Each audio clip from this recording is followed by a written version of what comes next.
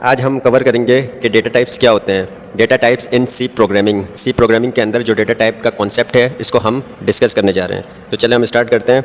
तो सबसे पहली चीज़ आपने याद रखनी है, जब हम सी लैंग्वेज में कोई प्रोग्राम लिखते हैं तो कंप्यूटर को ये बिल्कुल नहीं पता होता है कि जो आप अल्फ़ाबेट उन्हें असाइन कर रहे हैं, या हो सकता है कि आप कोई नंबर असाइन कर रहे हैं या कोई वैल्यू असाइन कर रहे हैं, तो जाहिर सी बात है उसका कोई ना कोई नेचर होगा, उस डेटा का नेचर होगा। हो सकता है कि उसका नेचर अल्फ़ाबेटिक नेचर है या न्यूमेरिक नेचर है जिसको हम इंटीजर कहते हैं, या हो सकता है कि आपका नंबर डेसिमल में हो, यानी कोई भी नेचर हो सकता है। तो इसीलिए जब आप सी प्रोग्रामिंग में प्रोग्राम लिख रहे होते हैं तो उस वक्त आपको कंप्यूटर को ये चीज़ बताना पड़ता है कि आपकी जो वैल्यू है, यानी आपने जो वेरिएबल बनाया है, इसके साथ आपने जो वैल्यू असाइन किया है, उसका डेटा टाइप आपने उससे पहले उसी के साथ ही बताना होता है। ये चीज़ आपको क्लियर माइंड में रखनी होगी। इसके बाद अगर हम फर्दर और सीक्वेंशियल मैनर में इसको डिस्कस करें तो सबसे पहले जो डेटा टाइप है हमारे पास वो है कैरेक्टर, जिसको हम शॉर्ट फॉर्म में चार भी कहते हैं, केयर भी कहते हैं। तो जो आपको बेहतर लगे आप उसको वहीं प्रोनाउंस कर सकते हैं। तो ये बेस्ट एग्जांपल आप देख सकते हैं।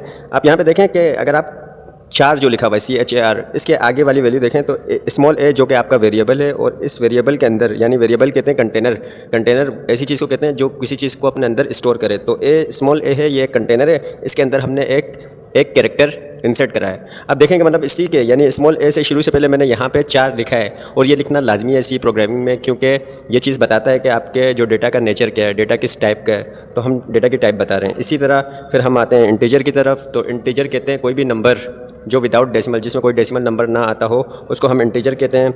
अगर ऐसा जैसे मैंने एग्जांपल में मेंशन किया b = 10, तो इसका मतलब है कि b जो है वो आपका वेरिएबल एक कंटेनर है जिसके अंदर हमने वैल्यू रखी है 10।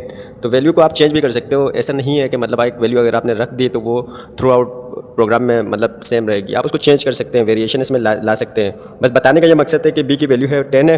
अब इसके आप शुरू में देखें, वेरिएबल से पहले आपको डेटा टाइप बतानी पड़ती है, और यहाँ पे मैंने मेंशन किया है इंट। तो इंट शॉर्ट फॉर्म है इंटीजर की। तो ये चीज़ कंप्यूटर को बता रही है कि भाई जो b है वो एक इंटीजर नंबर है। इसी तरह फ्लोट की तरफ आते हैं। तो फ्लोट वो डेटा टाइप होती है जिसमें हम डेसिमल नंबर्स को कंसीडर करते हैं, यानी इसमें भी वेरिएबल बनाने का तरीका वही होता है, लेकिन जो वैल्यू हम इसमें स्टोर करेंगे वो होगी डेसिमल वैल्यू।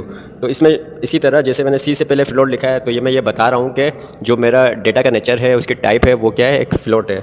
इसी तरह लास्ट में हमारे पास है डबल। अगर मैं डबल को फ्लोट के कंपैरिजन में देखूँ तो फ्लोट ही होता है, डबल भी फ्लोट ही होता है, वो भी डेसिमल नंबर को ही कंसीडर कर रहा होता है, स्टोर करता है। लेकिन फ़र्क क्या है, अगर आपका डेसिमल नंबर की जो वैल्यू है वो ज़्यादा बड़ी क्वांटिटी में आती है तो उसके लिए हम डबल का कॉन्सेप्ट यूज़ करते हैं, डबल डेटा टाइप यूज़ करते हैं। तो इसी तरह मैंने यहाँ पे डी यूज़ किया है और इसमें अंदर कुछ वैल्यू मैंने स्टोर करवाई है, तो यहाँ पे भी आपको बताना लाजमी होता है। उम्मीद करता हूँ कि आपको ये वीडियो क्लियरली समझ में आ चुकी होगी, और अगर आप कोई फीडबैक देना चाहें तो आप दे सकते हैं।